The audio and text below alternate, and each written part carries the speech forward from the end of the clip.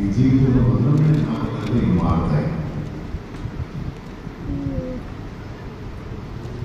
నీ మహిమ కొరకే అవమానాలు, నీ మహిమ కొరకే తొలికాలు, నువ్వు అడుగు వాటిని ఊహించే వాటిని అత్యధికమైన కార్యాలను ఎలా చేస్తావు.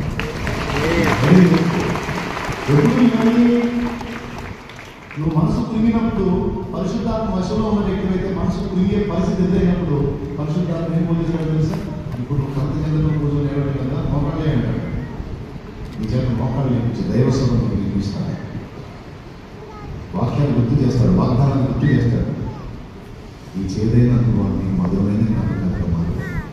నాకు మాత్రం వెళ్ళిపోవద్దు, నాకు మాది నేను మాట్లాడు. ఒక మాట, అగ్నిగుండం అనేది అవసరం అండి. ఇప్పుడు ఉదాహరణకి అగ్నిగుండంలో శత్రుకు మేషకు అభ్యర్థమని పడకుండా దేవుడు ఆపలేడా? వెయ్యమని ఆజ్ఞాపించిన ఎవరు? కొందరు చెప్పేసి చూపిస్తాను. వెయ్యమని ఆజ్ఞాపించిన ఎవరు? రాజు అంటారు, వాడికి ఒక పేరు ఉందిగా, నెబుకద్నెజరు. ఎవరు? నెబుకద్నెజరు అని పేరు. ఒకవేళ వాడు ఏమన్నవాడే అని మైండ్ దేవుడు మార్చగలరు. మార్చినదే నాపండ్రా వదిలే వాళ్ళు ఆపేసేయండి, వదలేదు అనిపించగలడు దేవుడు. ఒకవేళ నెబుకద్నెజరు అని వాడు నా గుండంలో వేయకుండా ఆగినట్లయితే మహిమ ఎవరికి వచ్చేది తెలుసా? నెబుకద్నెజరుకు వచ్చేది. రాజంలో గొప్పోడు, ఎంత దయార్థుడు, ఎంత కరుణాసంపన్నుడు, ఆయన మాట బేఖాతర చేసినా ధృవీకరించినా అసలు ఆ దుర్మార్గుల్ని క్షమించి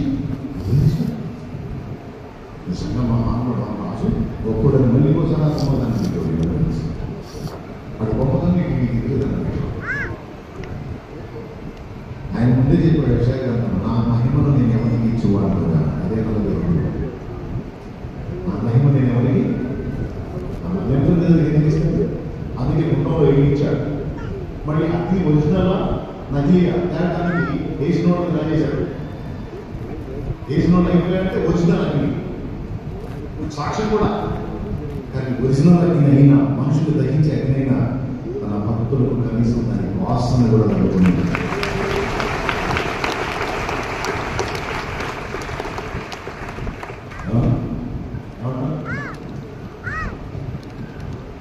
వేసినోడు తెచ్చారు, వేయమన్నారు, అసలు నిద్రపోయాడు, వేయబడ్డాడు, లోపల తిరుగుతున్నారు, పడ్డదే ముగ్గురు తిరుగుతున్నారు.